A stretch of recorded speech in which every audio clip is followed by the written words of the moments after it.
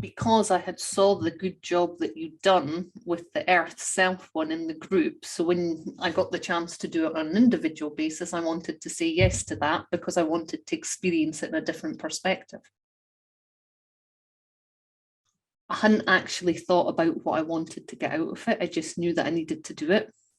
I would say that was gut intuition. Plus, I hadn't done a lot of personal development stuff in time for myself because I've been so focused business-wise. So it was a good opportunity to reflect on myself. Well, what does it mean? For the first time in my life, I have been able to separate my purpose from Earth Self's purpose. So I have a better sense of who I am now as an individual. I've redefined the values that I've got, the guiding principles that I want to work from.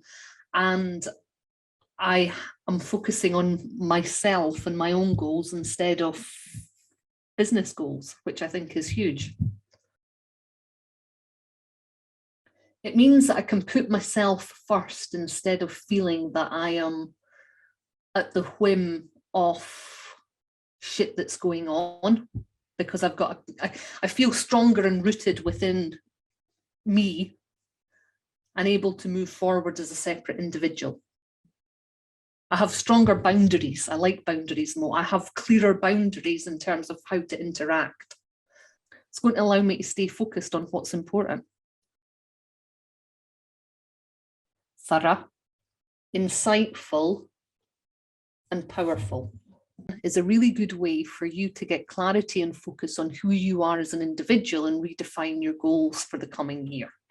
You do that by working in a group and reflecting on what you want to experience internally, your reason for existing, and the values and behaviours that are going to support that so that you can set goals in alignment with who you perceive yourself to be.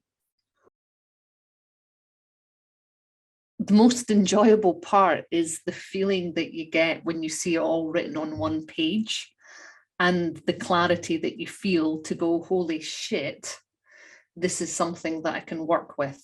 I mean, the group and the learning experiences are all cool as well, but it is that feeling to see it all written down and to have that clarity.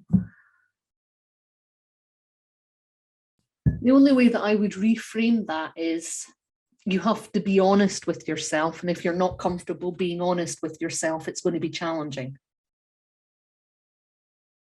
I would say that Mo is an awesome guy. He's very high energy. You've got to watch because sometimes he talks too much and goes on a bit, but he is very good at challenging you to be incredibly honest with yourself and has a depth of knowledge that will help you understand what you need to do differently. Challenging who you are today for a better you tomorrow. My answer, which I don't know how helpful for it is, Mo, is I think that this is really fucking useful in an organizational context where you're wanting to create, if you're familiar with like Frederick Laloux's work with teal organizations, one of the key characteristics is that the only way an organization can work towards a collective purpose is that if everybody is individually clear on their individual purposes as well. And that's something that I tried to do in Earth Self.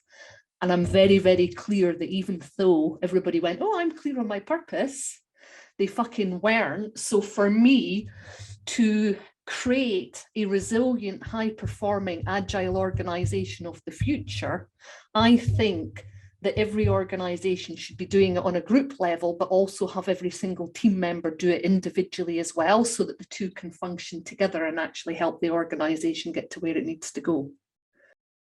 Definitely, if you are in any way, shape and form self-employed, but I think it's also essential for you if you want to take responsibility for your career development, even if you're not self-employed. I think it's just essential for everybody to do this at some stage. Well, this is it. But I mean, it also gets back to the point of what would happen if you were getting kids to do this. You know, how would a 6-year-old deal with this? That would be a fascinating fucking experiment. You know, how would this then impact the decisions that kids made, you know, before they even did their hires and stuff, and at key transition points? You know, I mean, it's the whole we've lost the rites of passage in Western society. Well, it's like this has to be an essential point of any rite of passage. If you want to blame other people for where you are in your life and not take any actions to change it, if you want to stay a victim of circumstance, then this isn't for you. If you don't want to look at yourself and be honest about the behaviors and how you're limiting yourself, then you also don't want to do this. If you don't want to do it in a group full of people, then you don't want to do this. And yeah, if you don't want to be challenged to learn and grow, then you don't want to do this either. I think the biggest insight is just a reconfirmation of the need to actually have somebody externally doing this with you and supporting you with it, because you can't do it in isolation. I've got clarity on my life purpose for the first time in a long while beyond Earth self. So that allows me to see different opportunities and possibilities for me. I've redefined the values and got clarity on the values that I need to move forward in life. My guiding principles are fucking rock solid and awesome. So, you know, I'm taking away a lot of shit. It's going to be a compass that I can look at and reflect on and help me actually make better decisions in my life. I know what a good coach looks like, and I know what a bad coach looks like. And from that perspective, I know that you're a fucking awesome coach, you know, that I would feel comfortable working alongside, which goes back to the whole Earth self stuff.